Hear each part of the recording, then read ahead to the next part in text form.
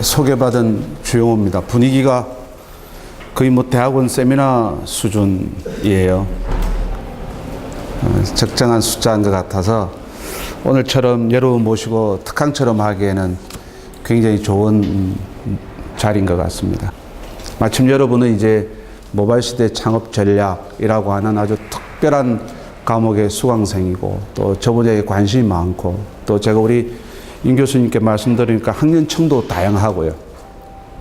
그래서 뭘 좀 종합적인 이야기를 할까 고민하다가 표제를 저렇게 잡았습니다. 싱귤러리티, 변이점, 특이점, 그렇게 영어 단어에는 있습니다. 근데 이를 커뮤니케이션이나 미디어 중심으로 사고하는 사람들 입장에서 저 단어를 해석하면 표제 제목이 있는 것처럼 당대 사람들이 느끼고 깨닫지 못하는 역사적인 변혁의 시점, 그게 싱귤러리티입니다. 예를 들어서 지금 우리는 모바일 누구나 다 쓰고 있으니까, 휴대폰 누구나 다 쓰고 있으니까 이거 그냥 일상의 소품처럼 여겨져 있는 거죠. 근데 훨씬 후대가 우리 시대를 판단하면, 그죠? 우리 시대를 판단하면 유선 인터넷 시대 다음에 무선 인터넷 플러스 모바일 폰, 그죠? 이런 시대가 21세기의 대한민국을 변혁을 시켰을 것이다 라고 이야기를 하죠. 심지어 사회적 제도로서 공감받는 매스미디어조차도 우리끼리 나누는 톡이 전하는 저널리즘 기능에 못 따라올 사항들이 많습니다. 또 강호의 고수들이 너무 많아서 매스미디어들이 예전처럼 관행적으로 간섭적으로 해오던 일들도 아주 예리하게 판단해서 그게 뭐가 잘못됐는지 판단하거나 비판하는 경우들이 생기죠. 야, 참 이 강호의 고수들이 많구나. 사회는 그렇게 의도했든 또는 의도했지도 않은 간에 뭔가 토도한 변혁점이 있어서 흘러갑니다. 저는 신문 뭐 이것저것 안 가리고 많이 봅니다. 분야가 이 분야에 관심이 많으니까. 근데 여기 작년에 나왔던 건데요. 여기 이제 제목의 전체적인 내용은 잘 보이시는지 모르겠지만 미국에서 직장인들이 식당에 가면 점심시간에 밥 먹기 전에 저렇게 휴대폰 쌓아 놓는다는 겁니다.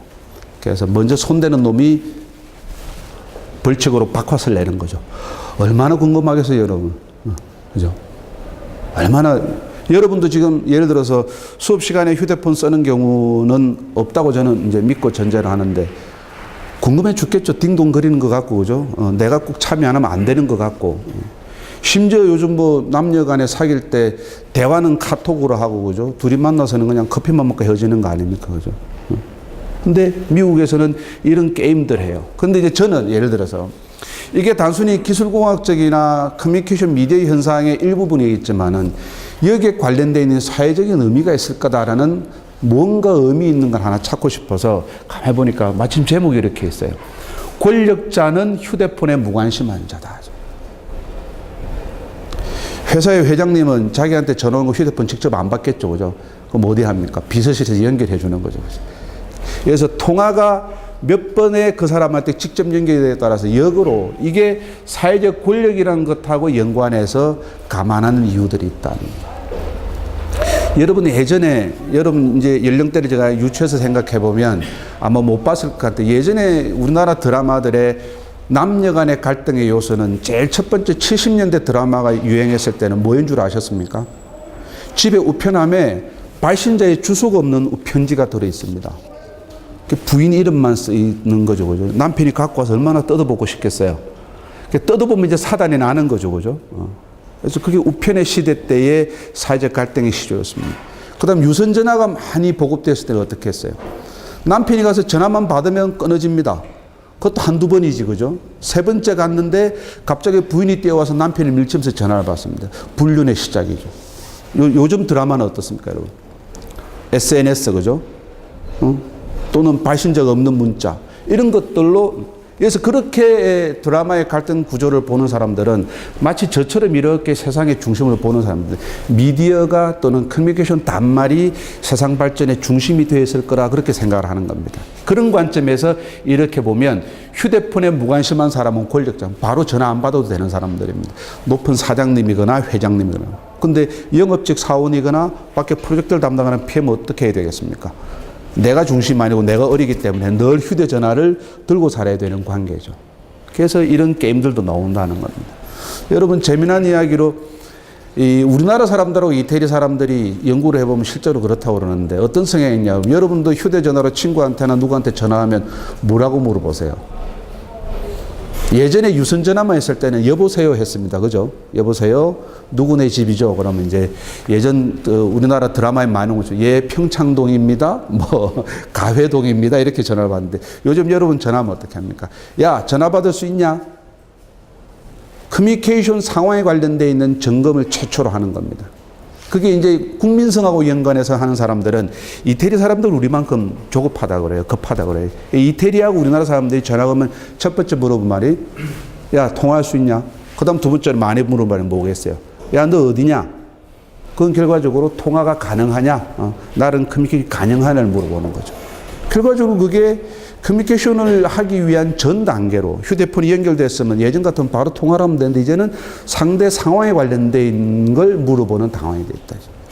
아, 여기에 또 무슨 어떤 사회적인 인사이트가 없겠는가 이런 고민들을 하는 거죠.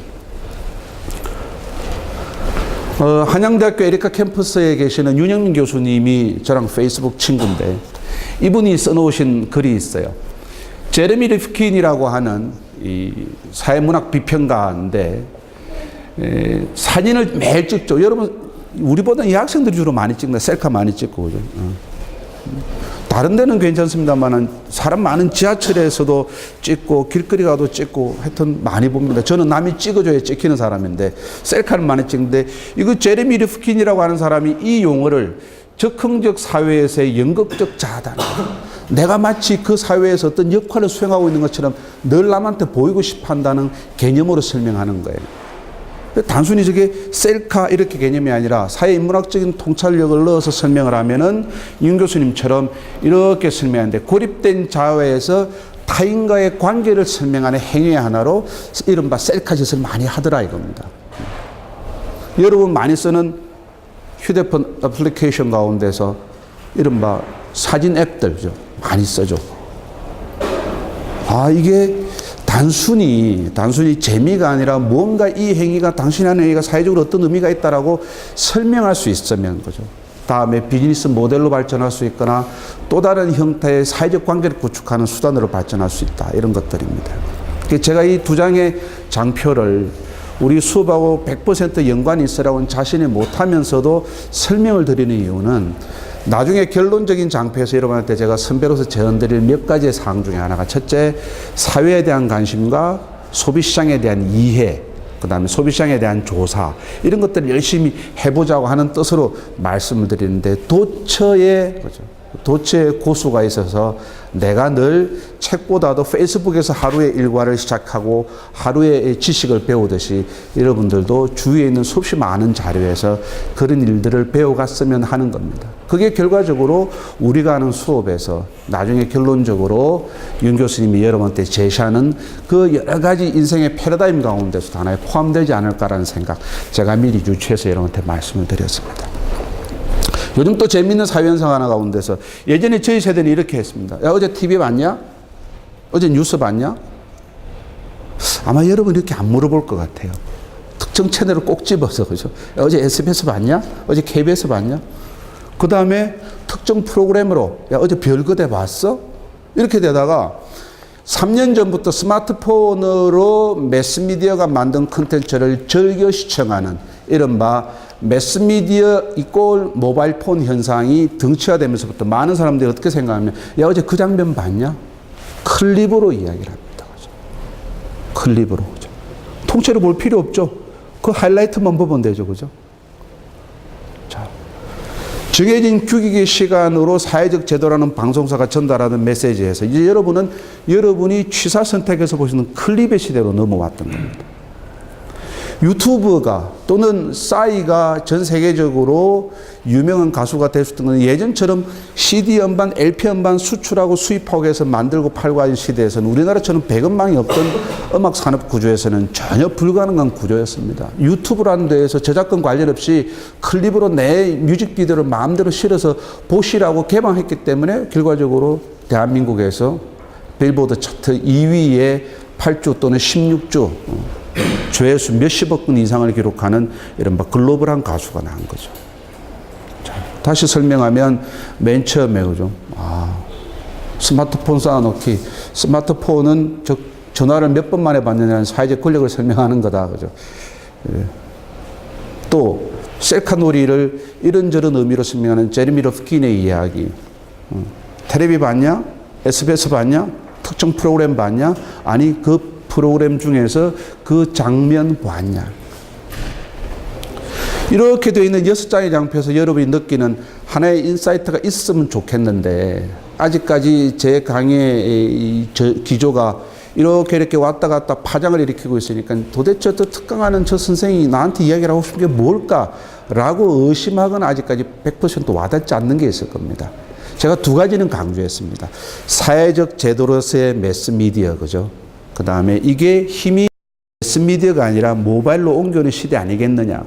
그리고 우리가 모르고 있지만 사회적으로 도단 강물처럼 뭔가 변혁의 물결이 흘러서 가는 저 흐름을 우리는 사회적 변화 또는 변이의 특이점, 싱귤러리티라고 이야기를 한다는. 그게 매스미디어 중심으로 보면 예전에는 인쇄술의 발견, 라디오, 텔레비전, 그 다음에 인터넷, 가로에서 유선 인터넷, 그 다음에 모바일 플러스 무선 인터넷, 이런 시대상으로 변화하는 중심의 방향을 보는 것을 저희 같은 언론학자들은 그렇게 보고 이야기를 합니다. 그리고 지금 우리 사회에 여러 가지 다양한 분야의 산업적 맥락과 또는 사회 변혁 또는 사회 가치 또는 사회 권력의 중심들이 제가 말씀드린 이 변이점의 중심 축상에 남겨있는 여러 가지 단계들에서 발굴되거나 산업화되거나 또는 그 다음에 사회 제도로까지 변화가 되는 겁니다. 여러분 우리나라에서 인터넷을 이용해서 또는 인터넷 매체 힘으로 최초로 대통령이 되었다고 평가받는 사람 누굽니까? 2002년 대통령 선거에 노무현 대통령이었습니다. 그죠? 오마이뉴스라는 매체에서 그때부터 매스미디어 업계에서는 어떤 변형이 생겼습니까? 밤의 대통령이라고 주장했던 조선일보와 그죠? 인터넷 매체인 오마이뉴스와의 대결일 거다. 또 진보와 보수의 가치 대결일 거다. 그죠? 또 더 나아가서 프로페셔널한 기자와 그죠? 개인적인 취미 유형의 아마추어 기자들, 이른바 모평 기자들, 그죠? 뭉쳐서 힘이 되는, 작은 정보가 뭉쳐서 힘이 되는, 작은 정보가 검증돼서 힘이 되는 모평 기자들 간의 대결이 대한민국의 매스미디어 사회의 지형을 바꾸는 싸움일 거다라고 이야기를 했고, 그게 2002년부터 2014년까지 왔는데, 제가 지금 보기에, 그죠? 일어나서는 안 될 사건이긴 하지만, 세월호 사건에 관련되어 있는 매스미디어와 SNS상에 일어나고 있는 여러 가지 가치 충돌 또는 사실관계 전달의 속보성 충돌이거나 내용 검증의 충돌 단계에서 이 변혁이 한 번 더 일어나는 단계가 아니겠느냐 그렇게 생각을 하는 겁니다. 그게 변이점이고 특이점이다라는 장표 6개 만에 한번 1차적으로 여러분한테 요약해서 설명합니다. 자, 그리고 이제 우리 수업의 이제 본질적인 내용으로 들어가면 제가 이렇게 적었어요. 형식, 프로토콜, 그리고 진화. 그 다음 여기 이제 몇몇 단어가 있을 겁니다. 비즈니스 전략을 논의할 때는 세상의 표준의 주도권을 잡는 게 비즈니스 전략에서는 가장 핵심적인 가치일 수 있습니다. 왜? 디지털 세상에서는 거죠. 수없이 아무런 장애 없이 복제가 되어 나가는데 그건 내가 만든 원 저작권인데 내 저작권이 보호를 받지 못한다고 그러면 얼마나 억울하겠어요. 그죠? 자, 그 과정에 관련된 전 단계로 제가 한 사례를 설명을 해놨습니다. 데일리메일의 기자인 김익현 기자의 페이스북에서 제가 옮겨온 건데 이 양반이 이제 이런 자료를 옮겨놓고 뭐라고 썼냐면 학문이라고 하는 게 거인의 어깨 위에 먼지 하나 올려놓는 것이라면 그 토대가 되는 게 바로 정확한 인용이다. 이를 위해선 누구나 참고할 수 있는 통일된 형식이 필요한데 그게 바로 페이지를 다는 일이라는 겁니다. 저 페이지를 단 게 얼마 되지 않았다는 겁니다. 책이 처음 날 때 페이지 달린 거 아니래요. 1800년대 후반에서 900년대 넘어가면서 누군가가 인용을 하려고 그러면 몇 페이지에서 했다고 해야 되는데 그건 뭐냐? 그게 페이지 다는 기술이 그때 생겼다는 겁니다. 자, 이렇게 설명하는 이유는 최근 들어서는 이렇게 되어 있는 오프라인에 인쇄되어 있는 유인물이 아니라 어떡하죠? 온라인상에서 킨들로 보거나 하는 경우들이 생기죠. 그러면 그건 예를 들어서 페이지가 몇 페이지라고 인용하기가 애매할 수가 있으니까 컴퓨터 내 화면의 크기에 따라서 잘릴 수도 있고 그럴 수도 있잖아요. 그죠?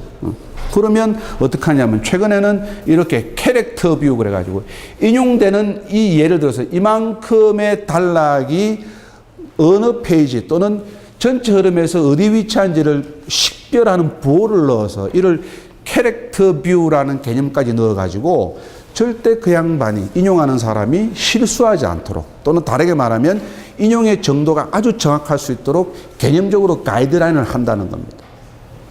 이건 학문하는 세계에서 여러분한테 설명의 예지만은 다르게 말씀드리면 어떤 형식이나 프로토콜을 누군가가 정한다고 하는 것은 그 산업에서 주도권을 잡을 수 있는 겁니다.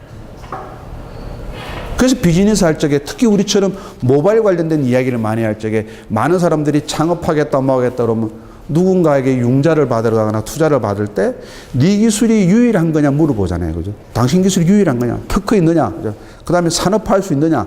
시장에서 먹힐 수 있느냐? 이렇게 물어보죠. 누구나 다 하는 법령의 기술이면 그건 누군가 투자해서 그 산업을 보호하거나 내 걸로 만들고 싶은 욕심들이 없을 거예요. 이게 책이라고 하는 우리가 아는 가장 쉬운 사례에서도 이런 전형들이 발전을 해갔다라고 하는 겁니다. 자, 이러고 보니까요. 최근 들어서 재미있는 일이 하나 있습니다.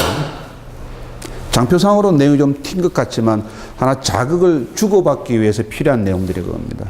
여러분 대한민국의 지상파 방송사들은 잘 아시겠지만은 MBC는 공영방송이라고 합니다. 그죠? KBS처럼 수신료로 받지는 않지만 회사의 주인이 없으니까 우리는 공영적 방송을 하니까 공영방송이다. 또는 공익적 재단이 우리를 관장하니까 공영방송이다. 그렇게 이야기를 해요. KBS는 한 집에 텔레비 한 대당 내는 수신료로 운영하니까 그 뭐 누가 말할 때는 국영방송이라고 하는데 국영방송은 프로파간다적 선전선동적인 개념이 강하기 때문에 대체로 사회주의권 방송을 말하지 않고서는 대체로 그냥 공영방송, 퍼블릭 섹터 그렇게 이야기를 합니다. 실제 그 행태가 그런지는 최근 들어서 비판이 많지만 그 다음에 이제 SBS 같은 경우는 회사의 주인이 있죠. 그죠? 주주들이 돈을 납입을 해서 주식회사를 만들고 그 다음에 이게 이제 좀 더 발전하니까 주식시장이 지금 상장이 돼 있고 또 주요 수입 재원들은 광고로 운영이 되고 그래서 이제 보통 주식회사로 오는데 옛날에는 지상파 3사 그러면 대한민국의 모든 힘을 다 갖고 있는 줄로 생각했는데 그게 아닌 세상이 돼 있습니다. 예를 들어서 작년 10월 16일 종가 기준으로 보니까 SBS의 시가총액이 6,700억 정도 됩니다. 근데 네이버가 얼마입니까? 19조. 한 30배 정도 됩니다. 그러니까 다르게 얘기하면 네이버라고 생각하면 아직도 많은 사람들이 그냥 어린애들 푼돈 먹거나 그죠? 뭐 시시하게 돈 이렇게 해서 먹겠다 생각하는데 자본의 크기로는 SBS가 잽이 안 됩니다. 그러니까 다르게 말하면 네이버가 조금 돈 풀면 SBS 살 수 있죠. 그죠?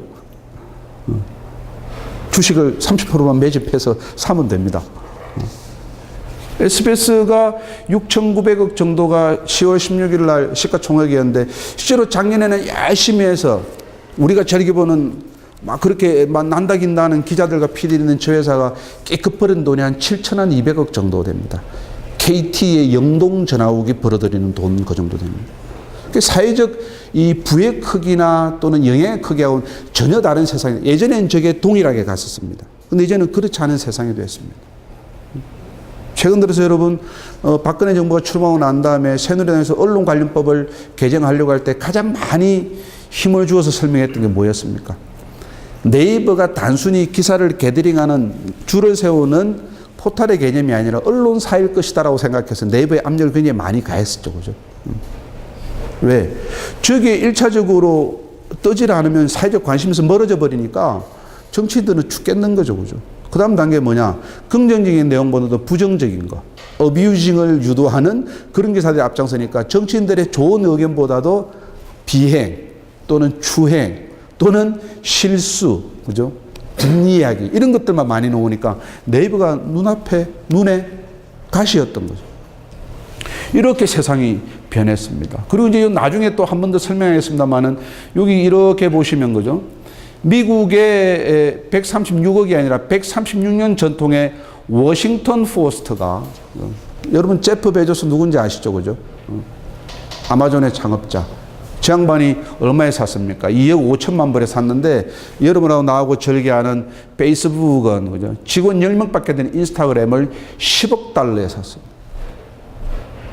미국에서 워싱턴 포스트는 비록 전 가문이 운영하는 거긴 하지만 미국의 근현대사에 일어났던 굉장히 중요한 사건들을 독점적으로 특종했습니다. 워터게이트 사건 같은 거죠.